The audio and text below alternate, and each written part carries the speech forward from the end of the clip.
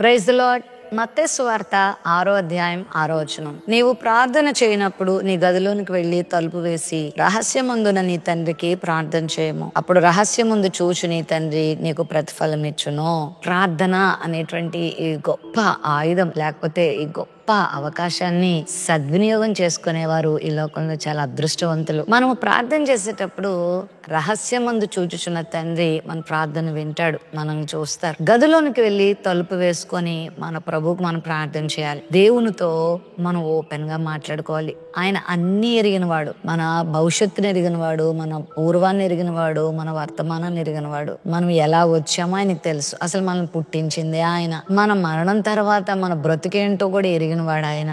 అన్ని ఎరిగిన మన ప్రభు దగ్గరికి వచ్చి మనం నిస్సందేహంగా ప్రార్థన చేసినప్పుడు, మన ఈవులన్నీ ఆయన అడిగినప్పుడు, మన శ్రమలన్నీ ఆయనకు చెప్పినప్పుడు, మన బాధలు మన భావాలన్నీ ఆయన దగ్గర మనం మాట్లాడుకున్నప్పుడు ఆయన మనకు ప్రతిఫలం ఇస్తాడు. మరి దేనికి కృంగిపోకుండా, దేనికి చింతపడకుండా నీవు ప్రభు దగ్గరకు వచ్చి ప్రార్థన చేసుకో. చాలా మంది భక్తులు ఈ ప్రార్థన అనేటువంటి ఆయుధాన్ని వాడుకొని ఎన్ని మేలులు పొందుకున్నారో. దావీదు అంటాడు, ఉదయమున, మధ్యాహ్నమున, సాయంత్రమున నా పనేంటో తెలుసా? ప్రార్థన చేయటం. ప్రార్థన చేయడం అంటే వాళ్ళకి చాలా ఇష్టం. ప్రార్థన చేయడం అంటే వాళ్ళకి చాలా ఇష్టమైన పని. మరి ఆ విధంగా వాళ్ళు ప్రార్థనను వాడుకున్నారు గనుక వారి జీవితంలో ఎన్నో శత్రు బాధల నుండి తప్పించబడ్డారు, ఎన్నో ప్రమాదాల నుండి తప్పించబడ్డారు, ఎన్నో మేలులు దేవుడి నుండి పొందుకున్నారు. దేవుడు చేయకుండా ఈ ప్రపంచంలో నువ్వు ఎవరి నుండి మేలు పొందలేవు. దేవుడు ఇవ్వకుండా నువ్వు ప్రాణవాయువును పొందట్లేదు కదా. దేవుడు ఇవ్వకుండా నీరెలా? దేవుడు ఇవ్వకుండా నీకు వస్త్రం ఎలా, ఆహారం ఎలా?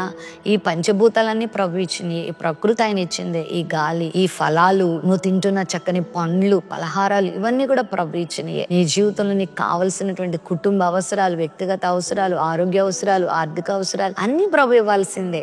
ఆనందం, సంతోషం, సమాధానం అనే మానసిక అవసరతలు కూడా దేవుడే తీర్చాలి. కాబట్టి ప్రతి విషయం కొరకు నీ దేవుని దగ్గరకు వచ్చి ప్రార్థన చేసుకో. నీ మనసు బాలేదా? ప్రార్థన చేసుకో. చింతతో ఉన్నావా? ప్రార్థన చేసుకో. అవసరతలో ఉన్నావా? ప్రార్థన చేసుకో. కష్టాల్లో ఉన్నావా? ప్రార్థన చేసుకో. రహస్యం ముందు చూచుచున్న నీ తండ్రి నీ ప్రార్థన వింటాడు. అయితే ప్రార్థన చేసేటప్పుడు పాపమును ఒప్పుకొని ప్రార్థన చేయి. పాపముతో నువ్వు ప్రార్థన చేస్తే దేవుని ప్రార్థన వినడు. పాపం లక్ష్యం చేస్తూ పాపం దారి పాపందే దేవుని అడగడమే అనుకోవద్దు. దేవుడు పాపలు మనం వినడు. అంటే పాపమును ఒప్పుకొని విడిచిపెట్టి క్షమాపణ కోరుకుని పశ్చాత్తాపడి ఆ తర్వాత నువ్వు దేవుని ఏదడిగినా దేవుడు చేస్తాడు. అంతేగాని పాపంలో జీవిస్తూ నాకు అది వీధి అంటే ఆయన వినడు. నువ్వు దేవుని చిత్తానుసారంగా ప్రార్థన చేస్తే, కన్నీటితో ప్రార్థన చేస్తే, పట్టుదలతో ప్రార్థన చేస్తే, అత్యాశక్తితో ప్రార్థన చేస్తే, విశ్వాసంతో ప్రార్థన చేస్తే ఖచ్చితమైన మేలులు పొందుకుంటావు. ప్రేమ నమ్మకం కలిగిన మా తండ్రి, నీ బిడ్డల జీవితంలో ఏ అవసరత ఉన్నా, ఏ కొరత ఉన్నా, ఏ వ్యాధి ఉన్నా ఇప్పుడే వాళ్ళని బాగు చేసి, సరిచేసి, వారి అవసరాలు తీర్చి మేలుతో తృప్తిపరచండి. ప్రార్థించేవారిగా, నీ కాళ్ళు పట్టుకొని నీ దగ్గర గోజాడుకునేవారిగా నీ బిడ్డలను సిద్ధపరచమని యేసు నామములో ప్రార్థిస్తున్నాం తండ్రి. ఆమెన్.